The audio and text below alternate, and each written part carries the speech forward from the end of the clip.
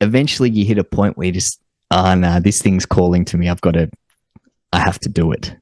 Yeah. And then that practice and establishing the practice and the routine actually becomes easy because it started from a place of intrinsic motivation.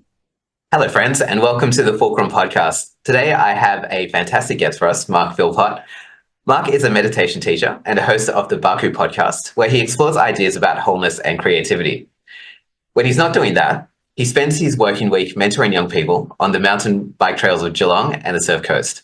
He also possesses one of the highest smile to frown ratios I've ever seen. I think his ratio is something like 153 to 0. So, Mark Philpott, welcome to the podcast. That's very kind. Thank you, Joey. And thank you very much for having me on the Fulcrum podcast. Oh, it's my pleasure, my friend. I've been kind of exploring this idea between mindfulness and habits. And so, like, if you have a lot of habits in your life, there's a potential to be running your life on autopilot. But if you have too much mindfulness in your life, there's a potential to be like overthinking everything, right? So if I'm being really mindful about like what I put on today, I'd just be like, if I'm being really mindful, I'll just look through my wardrobe and be like, like, should I put on this hoodie or that t-shirt or what have you? I was thinking, you're a perfect person to talk about, being with your background in meditation teaching and also in not overthinking, which we'll talk about later. So, do you have any initial thoughts about that? Absolutely, yeah. I think it's a great topic for conversation because culture is very much geared towards establishing habits. We want to see people in regular, predictable behaviors that we can that lead to desired outcomes in life. So, for example, one of the habitual practices, because I've worked in schools for a long time, one of the habits that we really wanted young people to be in was being at school on time before the bell with their bag in their uniform. And if they could get those things going, then the rest of the day flowed really well. But often there were these kids, and these are the kids I worked with a lot because I was in student wellbeing. There was often a group of kids who liked to roll in perhaps a little bit late. Maybe they liked to have a bit of brunch before school, or perhaps came in from the surf a bit late that morning. And these kids would roll in a bit after the bell, often out of uniform and perhaps having forgotten some of their supplies. And this becomes a point of frustration for the people who are in charge of that institution, because their behaviours are unpredictable. We don't know where they are, or they're not where we presume they're supposed to be. But what these kids were showing me and teaching me during this time was perhaps there is some scope beyond habitual routines. And perhaps that lends itself to a more spontaneous and creative life when we find enough confidence to actually break some of those habitual cycles or patterns of behavior, and we choose to do things in our own way. So my initial thinking goes into great topic because we hear it all the time. If you stick to the plan, you'll get the results. But then on the flip side, what does that do to the quality of your day-to-day life if it's all about a future result? And when we're thinking future results, nothing's guaranteed. Yeah. There are some things that we can, like I like playing guitar as well. Yeah. And if you practice over time, you will get better. But that doesn't mean that eventually I'll be playing Rod Laver Arena with Ed Sheeran. It might be a pipe dream, but that's not a guaranteed end result. And if that's the only reason that I'm doing the practice, and if my happiness hinges on achieving that outcome, then I end up wasting my life if it never eventuates. So the tension there is about, do we create habits? What motivates the habits that we choose to create? And then how do we frame our day-to-day activities? Whether they're habits, rituals, addictions, which are all kind of similar words for the same thing. We're talking about a pattern of behavior. And in terms of thinking through, well, what creates, and for me, it comes down to, well, what creates the sort of life that I want to live? Yeah. And there's all sorts of emotional stuff that goes on when we're trying to sift through the best way to live. And I think it's a really valuable conversation to be having. Yeah, yeah. There's so much I'd like to explore there. So like I might be a bit all over the place, but I think one of the things that really spoke to me was the idea of playing your guitar as an example, and then having this future goal, possible pipe dream of like playing at Rod Laver, right? And um, and that kind of speaks to like the extrinsic and the intrinsic rewards when it comes to habit change or behavior change, right? And Mm. so when I'm designing habits for myself and for other people, one of the things I like to talk about is the how initially with anything hard, you're generally not going to have a lot of intrinsic rewards from it. So, for example, when you pick up the guitar for the first time, you don't have the calluses on your fingers.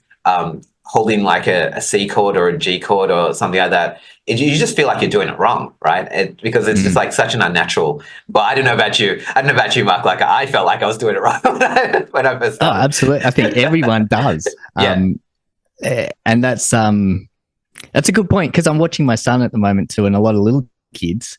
yeah. Um, and there's a reluctance to try things if he's not good straight away. There's this. It's easy with something that he picks up quickly. Yeah. So he's quite driven in terms of sports and athletic pursuits. But sometimes the guitar is actually a perfect example. He sees me playing, he thinks he can pick it up and just do that. Yes. And there's this gap between where he is and where he'd like to be, and then doesn't want to put in the work to learn. Yeah. Yeah. And looking at that, well, if you're not getting a reward up front, then you have to ask the question. And for me, it gets more complicated, because when you're designing habits, I'm quite curious, because it sounds like you've got a really intentional process. What happens before you decide what habits that yourself or somebody else would like to establish? Yeah. So unfortunately, it comes back to the whole future oriented part of it, right? Because like I generally see habits as a supporting behavior for some higher level goal. So if you want to play let's say you come to me and you say like, Joey, I really want to establish this habit of playing the guitar every day. I'll probably ask you like, so I think it's a good habit to have because music is fantastic. Like it is almost like meditation. It's just like having another outlet to express yourself is excellent. But I'd probably say like, Mark, what's your why behind this? And so it might be that, oh, I'd really love to play songs to my son and teach him about AC/DC or something like that. Or I don't know, whatever your Maybe that's where I went wrong. I said, look, Thunderstruck solo, this is what you'll start with. And you gave up. I don't know what's wrong. I don't know what's wrong either. Yeah, yeah. It's like do as I say, not as I do, right? That's right. So yeah, I'd probably say like where a lot of people go wrong with habits is that like not having that support, that strong why, and that and that kind of leads to I guess the extrinsic and the intrinsic motivation as well, because when you're playing the guitar, the intrinsic motivation might not necessarily be there, because like the very first time you pick up the guitar, you might be just having trouble fretting single notes, right? And there's not a lot of satisfaction that comes from that. You're just like going like ding, ding, ding, ding, ding, ding, ding, ding. That's the first tune I actually. That's why we have Smoke on the Water. That's why we have Smoke on the Water. You get an easy win up front. But even power chords are tough, right? Like I found power chords pretty tough first up. Like for me, it was just like fretting like two strings simultaneously, especially like the sticker strings that are like higher up the neck. I mean, like like the more basic strings. Yeah, that's right. I found those particularly tough. Like the bottom, like the thinner strings at the when it comes to guitar terminology, I always get confused because sometimes the thin strings are called the bottom strings. Is the thin? Yeah. Or sometimes they call the high ones, right? High in terms of sound, bottom in terms of position. Yeah. So you don't get much intrinsic motivation. So you need the extrinsic motivation there, which are things like people patting you on the back, saying, "Hey, good Mm-hmm. job, Joey. This is sounding really good." Oh, like you're doing well. Like you're picking it up really, really quickly. Or perhaps you have like a cohort that you're a part of, and you see each other growing together, and you can laugh about it. And so there are parts that are um, rewards that are more extrinsic to the actual activity. Or you might actually reward yourself by like saying, "Hey, I'm doing something hard here. I'm going to give myself a piece of chocolate, play some video games, like indulge in whatever vice you like." And so you got these motivations that are extrinsic, which can help you get over that initial friction, right? The thing is that if you use extrinsic motivation for too long, you tend to lose.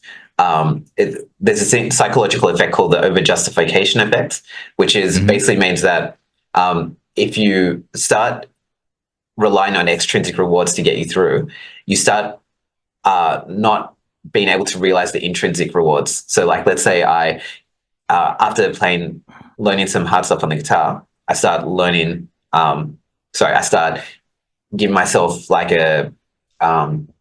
some video games afterwards to reward myself. Mm-hmm. If I stop giving myself the video games to reward myself, I might actually not find the intrinsic motivation in the guitar. So it's Mm-hmm. the other thing. The other thing that in good habit design is to kind of phase out those extrinsic rewards as you start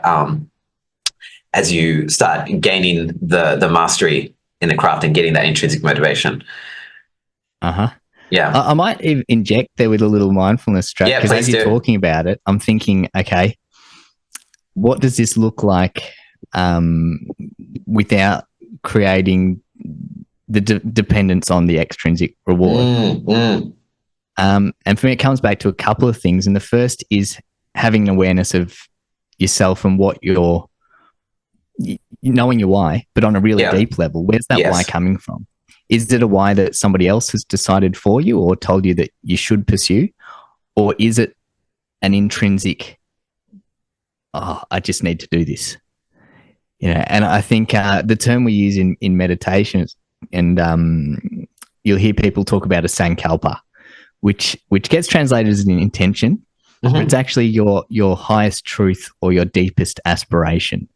And the only way we come to the understanding of what our sankalpa is in life, and it can evolve and change, and it'll morph in terms of its form, but generally there's some underlying itness to what we're here to do. And that whether that comes through music or writing or a particular, like you could be a builder, but then later in life find yourself as a graphic artist. And it's still an expression of the same sankalpa, your ultimate truth. It's just taking on a different form and a different medium. But I think what sometimes the knowing your why can become, in our culture, it's very much a rational process of, I should do this because it's going to help a lot of people and it's going to get this for me and my parents are going to be proud of me. Yeah. And all these sort of things come into establishing our why. Yeah. Whereas from a more spiritual tradition perspective, that why is like a seed that's been planted in you from birth. Yeah. And that seed's planted in the dark because that's what we do with seeds. We put them in the ground, we cover them up. Yeah. And then there's a waiting time. And often it's while we're kids, if we don't get the support around the things that we really feel compelled to pursue and to do, then that seed gets pushed deeper down and we heap a bit more manure on top of it, right? Yes. Because people give you shit for the things that you want to do if they don't see value in it, right? Yeah. And it can take a lot of time, but then part of establishing a mindfulness or meditation practice is really sitting with some of the shit and seeing through it. Yeah. Until you get to that deeper place of allowing that that seed to actually start to grow and to flourish. And it can be as simple as seeing the guitar there and thinking, now, you know what? I actually really do want to pick that up and start playing. And then instead of becoming something that we have to force ourselves to do, it's coming from a place so deep inside us that we can almost not help ourselves from doing it anymore. And I think in my life, I've tried pushing things that are good for me away in favor of things that I'm told are good for me. Yeah. Over and over again. And then eventually you hit a point where you just, no, this thing's calling to me. I have to do it. Yeah. And then that practice and establishing the practice and the routine actually becomes easy because it started from a place of intrinsic motivation. Yeah.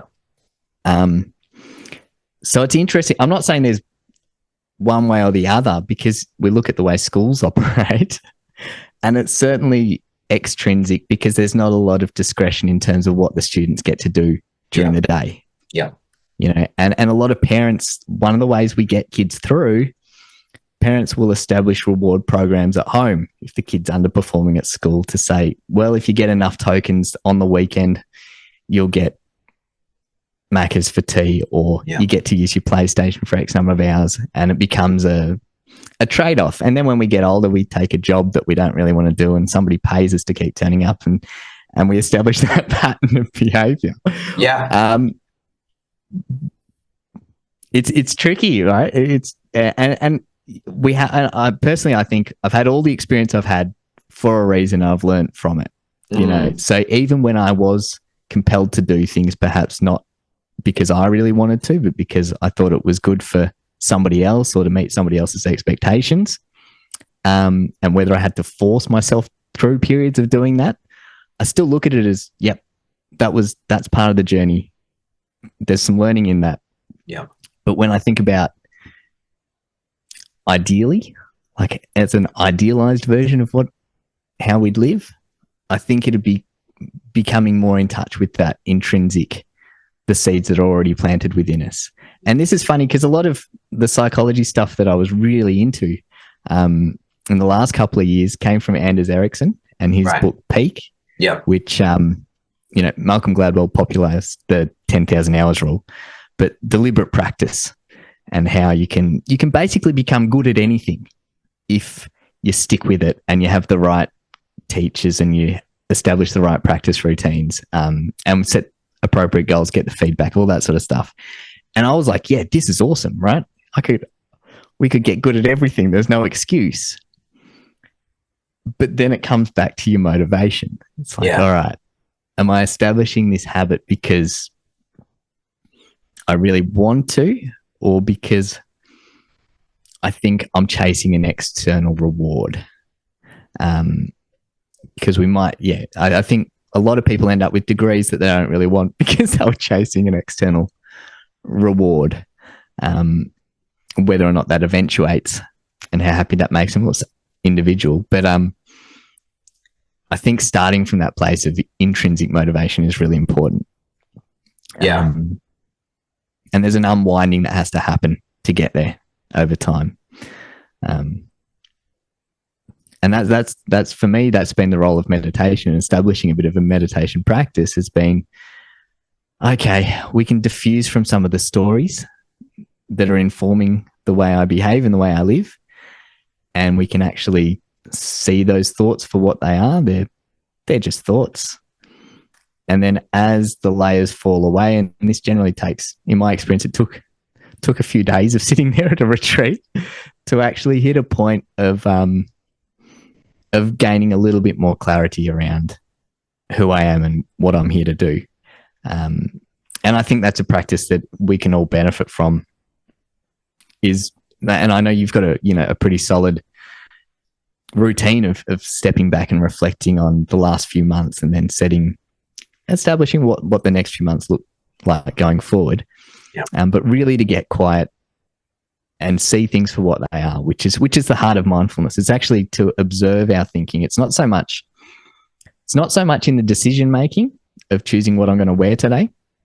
It's actually being aware of the thinking that's going on. So it's being aware when I'm standing in front of the wardrobe that I'm thinking about what I'm going to wear today. And the reason that becomes really important is because the thinking that I establish, and particularly in adolescence, I think adolescence is the perfect time to think about what we're going to wear, because it's all about establishing our identity and where we want to fit in society. And our clothes signal to the people around us who we would like to be, and they attract the sort of tribe that we want to belong to. Yeah. School's trying to strip people of that by giving them a uniform, which takes out that decision making in the morning. But I remember it was really important to me at that time to wear the clothes that I wanted to wear to fit into the scenes that I wanted to fit in with. And if I buy into that, and if I think that story defines me, then I can get too caught up on a particular identity. And the danger in that is, if I wear a suit to work for 40 years and then all of a sudden I'm retired and I don't need to put on the suit anymore, who am I? If my identity has become infused with dressing a particular way, looking a particular way, then some people can end up with a real loss of identity and self in that. Whereas once we start to see all these decisions for what they are, which is just a story, and they can help us to fit in, and that's cool. But to be able to see it for what it is, and then when tomorrow throws you something new and you don't need the suit anymore, you actually need some tracksuit pants, to actually not be thrown by that or to be stressed out by it, but to see it as, okay, I can make that change, because who I am isn't defined by what I do or what I wear. Who I am is at a very deep level infused with the divinity or the universe or whatever people would like to call it from different traditions. But this sense of the part of us that is unchanging, that's observing all of the time. But I mean, ACT therapy probably has a really good example of it, the idea of the observing self.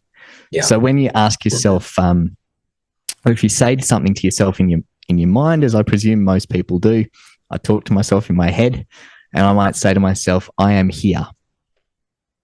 And then I might say to myself, I am here, but this time I want to sit back and just observe what part of me is hearing that I am here when I say that inside my own head.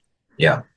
And I might be able to locate that part of me in space, sort of in this weird other dimension in my body somewhere. Yeah. And then I can play with where that part of my awareness goes by sending that awareness to my foot. Yeah. And really, really tuning into my foot and then asking the question, I am here.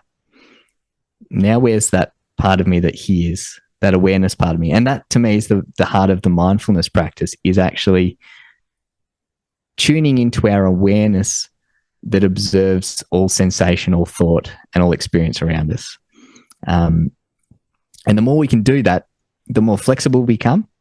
So the more open we are to actually trying new things. Because I think one of the barriers too, Joey, when somebody's trying to establish a habit to practice something, and they may really want to do it, they may really want to, we'll stick with the guitar because I love guitars. Me too. They may really want to play guitar, right? But the reason it's really hard for them to establish that habit isn't because they don't have the intrinsic motivation. Mm-hmm. It's actually because the stories they've been told about the value of doing that activity, or perhaps they'll put down when they spent time doing it. Or, for me, it was a year 9 English teacher actually who said, I love guitar too, right? But you need to go home and write this essay. Yeah. Right? Yeah.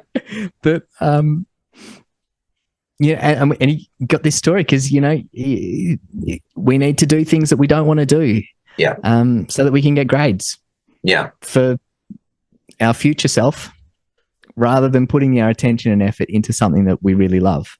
Yeah. And love is probably a really important word there too. That's the other word for that part of us that is intrinsic and universal. It's, well, are we in tune with what we love? Are we conveying that to the world? Are we living out of that love? Because when we live out of it, it's no longer such an effort. It can be life just starts to flow through us. And we can give to people, and we have compassion, we have empathy and understanding for others around us, because it's not coming from an effortful place. Yeah. It can come from a place of wholeness and ease. But again, getting to that point of wholeness and ease isn't a one-off process. That's it. It's a continual recalibration, right? It's sitting in mindful practice, in meditation or journaling on a regular basis to actually let all the stuff that's accumulated within us, in our mind and in our body, and letting it unravel and just seeing it for what it is, seeing the stories we've created. If we've got particular stresses that are going on in our life that are getting us down or making us too rigid and thinking we have to force our way through all the time, we can just sit back, see it for what it is, and go, okay, that's a story. Is it true? You know? Yeah. And that's the key question. That is it true? Because Dan Siegel, who I really like his work, we use it a lot in schools, and then it came up a lot in this meditation teacher training I did recently. California psychiatrist, and he talks a lot about mindfulness and integrating that into his MD practice as a medical doctor originally. But he talks about the open planes of possibility. And when we're in a relaxed state, when we're kind of chilled out, almost dreamlike state, then we enter this field of open possibilities where if somebody throws you a problem, you can draw from all sorts of different areas and cross-pollinate ideas to find really creative solutions. The more anxious we become, the more stressed we become, we move up to these plateaus of possibility, which is basically, we start to narrow our field of vision and what we can see and what we can draw from. And then eventually we move to these peaks of reactivity where we can only see one solution. And it's fine to move beyond, move into those peaks at the right time, because we need to be moved to action and implement a solution from time to time in life. And that's completely, reasonable, and it's got a purpose. The difficulty is when we're in a heightened state of alertness or stress all of the time, we get stuck in those peaks and we can only see one way to do things. So we only see one way to solve the problem with the kid who turns up late to school, and that is to write them a ticket for detention at lunchtime. Yeah. Right? Instead of staying open to the possibilities and perhaps thinking of some more creative ways to work with that young person, and to find some solutions that might actually work with them rather than becoming punitive. And I think, punitive systems often jump to the peaks because it's a very linear process of, if you do A, we will do B to you. Yeah. To try and get you to do C like everyone else. Yeah. So I think that simple act of de-stressing, breathing, going for a walk in nature, journaling, getting the thoughts out of the head, is kind of essential to that, to reevaluating the way we're behaving. And when those behaviors become habitual, whether they are good for us or not good for us, sometimes it takes a moment to step back and actually observe that. And that's wisdom. That's kind of the heart of wisdom, is with that awareness, how do we choose to move forward? Do we continue to do what we've always done, or is there perhaps something else calling us forward? So I'm going off. No, it's wonderful. Like I think we've only scratched the surface here, but I'm also mindful of your time as well. I'd love to have you back for a round two if you'd be up for that. But for now, where can people find out more about your work?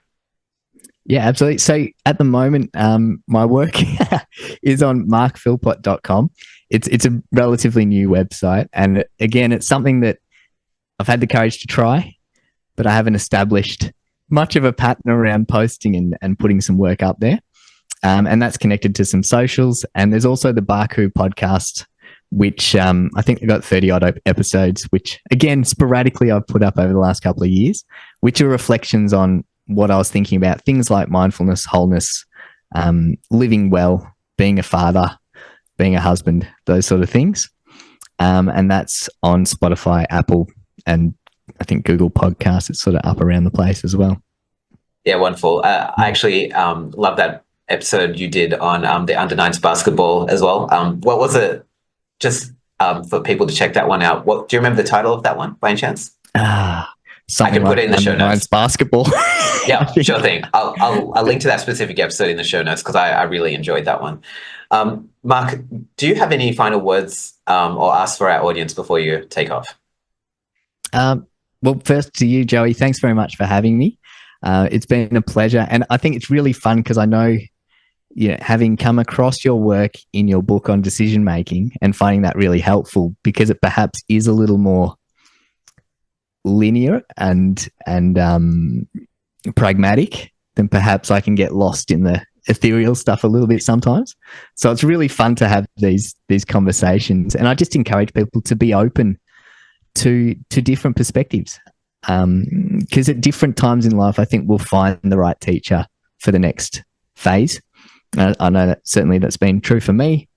So just to be open, because it's sometimes the things that we resist the most that actually hold the key for the next door that needs to open. So be open. Thanks very much. Wonderful. And we'll wrap the show with that.